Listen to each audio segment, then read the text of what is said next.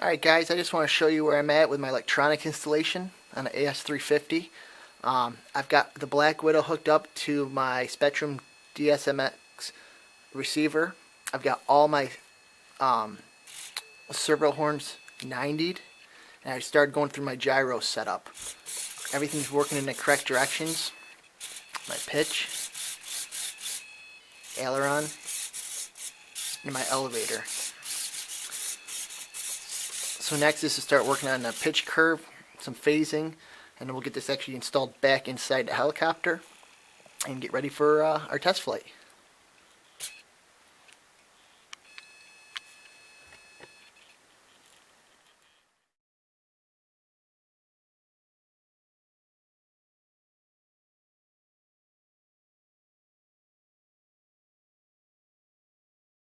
So for the next part of the build, I reinstalled the main blades.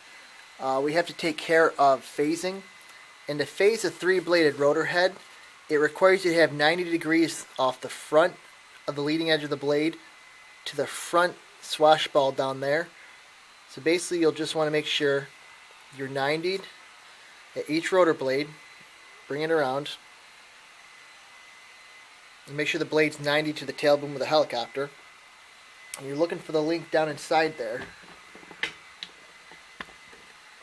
The front link on the swash in there, you want to make sure that that's 90 to the leading edge of the blade. If it's not 90'd, undo the follower inside there and it'll allow you the swash plate to twist so that you're all 90'd up.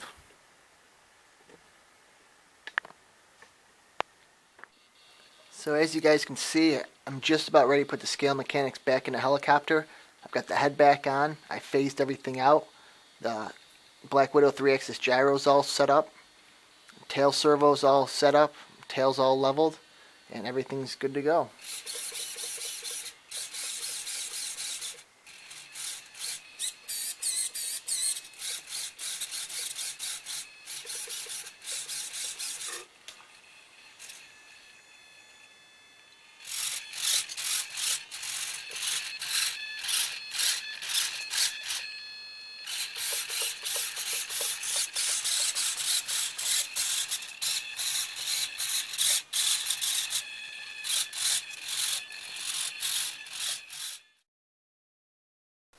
So now we're prepping the mechanics to go back inside the scale fuselage. So we're going to start at the tail of the helicopter. Start by popping a link off for the tail pitch control.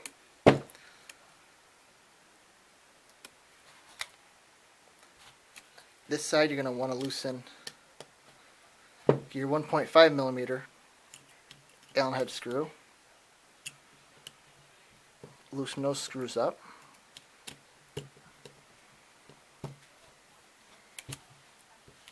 On this side, loosen a Phillips screwdriver that bites in the tail boom.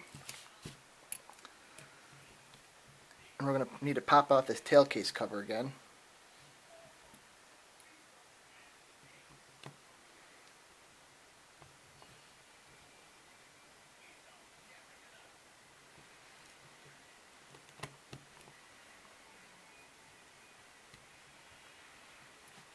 Alright, take that off. Slide this forward.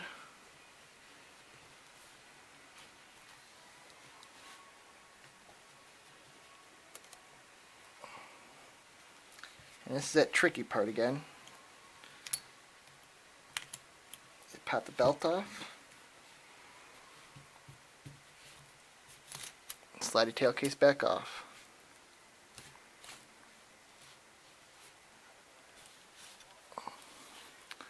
Now it's ready to slide back inside the fuselage. Alright, this is a point at which we put the scale mechanics back inside the fuselage. This might be a little tricky. You're going to want to slide this all the way down. Make sure you avoid snagging any of the navigation light wires.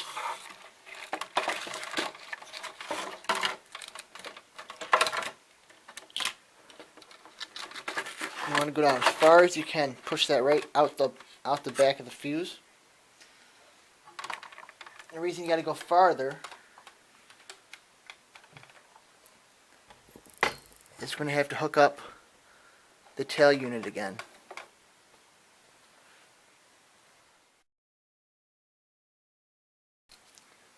So this next part I'm going to need both my hands, and I'm going to be probably blocking the camera, so I'm going to get the parts on first and then we'll come back and show you. But the next part, you're going to need this foam dampener that goes inside the fuselage here to stop any vibrations. And then we're going to get the tail case back over the belt.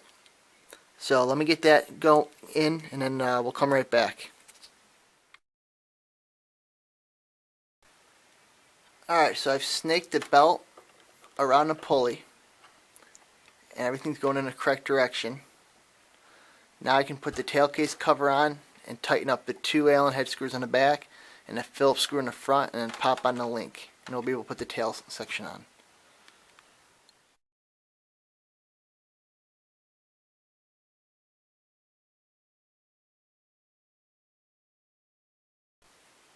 Alright, everything's moving in the right direction.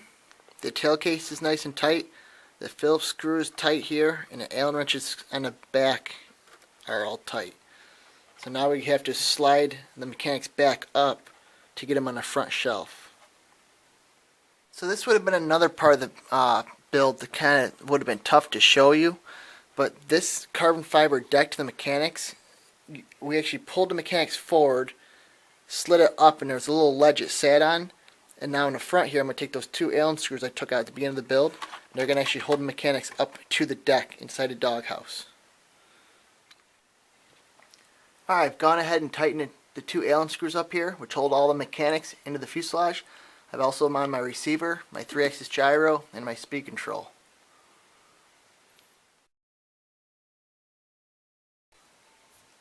So now we're going to head to the back of the helicopter. We're going to plug our navigation lights back in that we unplugged when we first started to build.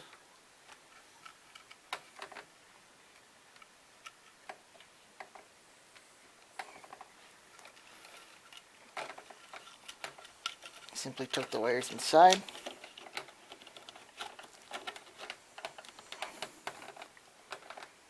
Cover goes up and over, and we put the 3 screws back in.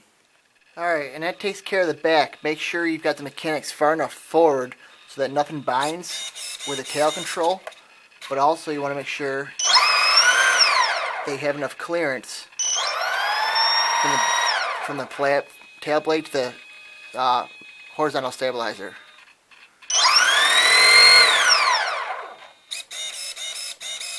Alright, now that all the mechanics are installed, all that's left to do as far as the build is simply reinstall the 3-bladed rotor head, put in a Jesus bolt, and pop on all 3 links. And now we're going to move on to the detail portion of the build.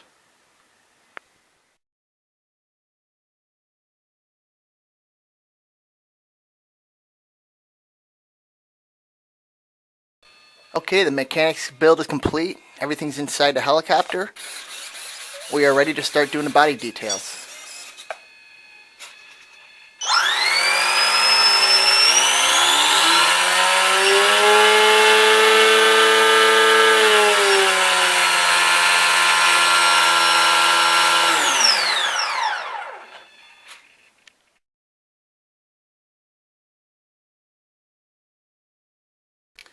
Okay, now onto the cabin part of the build. This build's kind of fun. There's not much to it.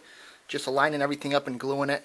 For this portion, you're going to need the windshield, the 4 windshield screws, your seats, your cable cutters, joysticks, antenna, cockpit, instrument panel, the cabin itself, and either some 5-man epoxy or some super glue, however you decide to glue everything in. So I'm going to get everything glued in, and we'll be right back. Real quick, I just want to show you, this step really can't get any easier. There's slots inside for all the seating and stuff to go in. The back seats will literally just go in, turn them, and they'll sit down in their slots. Same with the front seats. Go in, stick them in their slots, glue them in. Instrument panel will drop down there. You have 2 spots for the joysticks, and then the windshield will actually go on, and there's 4 screws to hold the windshield on. One there, and then each corner, and the cable cutters and the antenna. Alright, so here's a view inside the cabin before I put the windshield on. I decided to just use gap filling Insecure. That way if I need to ever pop out the seats, I can just break them loose. It won't be, epoxied in there strong. But if you look in there, You see the back seats, both the front seats, got the joysticks in there, cable cutter and the antenna. So all I have to do now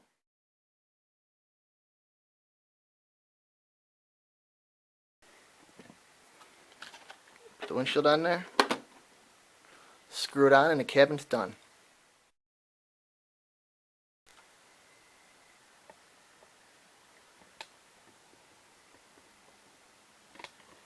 Alright, canopy is done. Now it's time to move on to the water transfer decals that are included with the kit.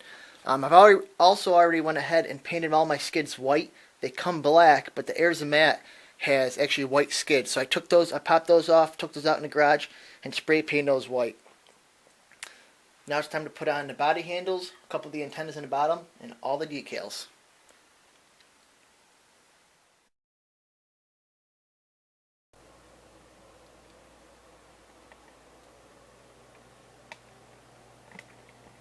Alright, this beauty's just about done. I just need to throw on the main blades and she'll be ready for a test flight. Got the windshield on, the cable cutter, the antenna, all the water transfer decals. Got the back handles on, the antennas, and all the water transfer decals on in the back.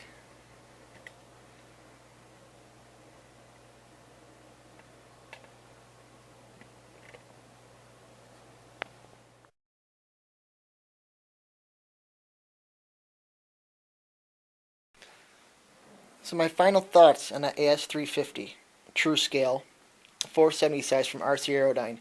Very fun build. It's recommended for anybody intermediate to advanced. If you can set up a flybarless CCPM helicopter, you can set up this helicopter. Not much to the build. The instructions were very clear. Total build time about half a weekend. Depending on your skill level, 4 to 8 hours. Water transfer decals went on very nice.